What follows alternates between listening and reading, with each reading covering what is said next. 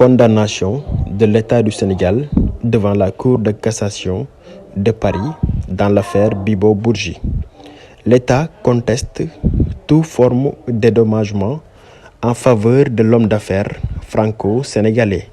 L'État du Sénégal dément tout règlement financier dans le futur en faveur de l'homme d'affaires Ibrahima Abou Khalil, dit Bibo Bourgi, ami de Karim Wade, à la suite de la sentence de la Cour de cassation française. Le tribunal a condamné l'État du Sénégal à verser 256,8 millions d'euros, environ 168,5 milliards de francs CFA, à titre de dédommagement en faveur de l'homme d'affaires. Selon le ministère des Finances, cette somme vise à neutraliser les effets de la procédure engagée par l'État du Sénégal visant à recouvrir l'amende de 138 milliards infligée par la CREI à Bibo Bourgi à la suite de sa condamnation en 2015. La condamnation de l'État du Sénégal devant la justice française concernant l'homme d'affaires Bibo Bourgi, poursuivi et condamné par la Cour de l'enrichissement illicite en 2015, connaît un énième rebondissement. Le co-accusé de Karim Wade, poursuivi pour délit d'enrichissement illicite et corruption, avait dénoncé un jugement illégal et l'aliénation de ses droits élémentaires. Ce dernier finit par porter l'affaire devant la Cour d'appel de Paris le 12 octobre 2021. Le tribunal avait alors condamné l'État du Sénégal à payer des dommages et intérêts avoisinant 256 millions d'euros, environ 168,5 milliards de francs CFA, à Ibrahima Abou Khalil, dit Bibo Bourgi. Une décision qui vient d'être confirmée par la Cour de cassation de Paris ce 21 juillet 2023.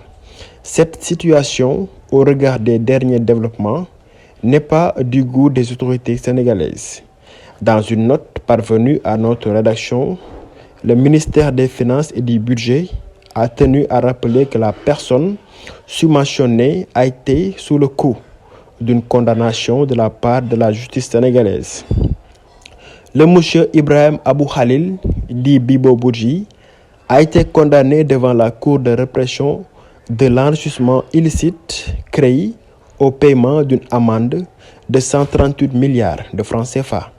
Décision dont l'exécution entreprise a permis la saisie de plusieurs biens du surnommé au Sénégal, ont indiqué les autorités sénégalaises dans le communiqué.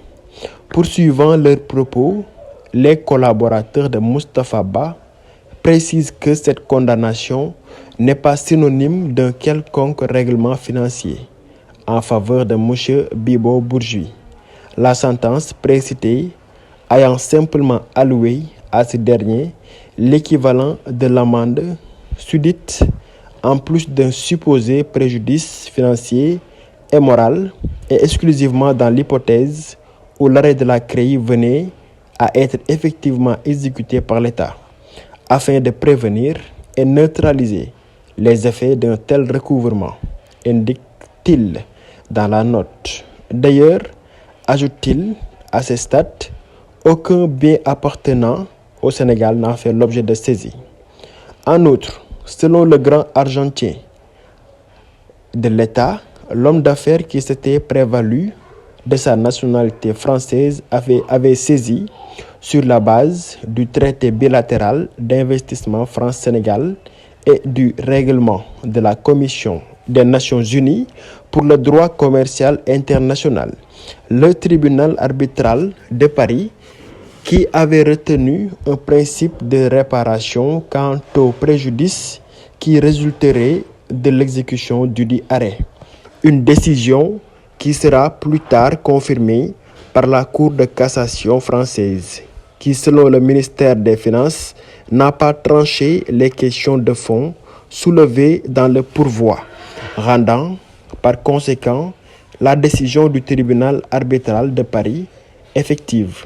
Sur ce, les autorités sénégalaises ont aussi tenu à préciser que le Sénégal reste un État souverain, bénéficiant d'une immunité d'exécution rendant impossible toute mesure d'exécution forcée sur ses biens.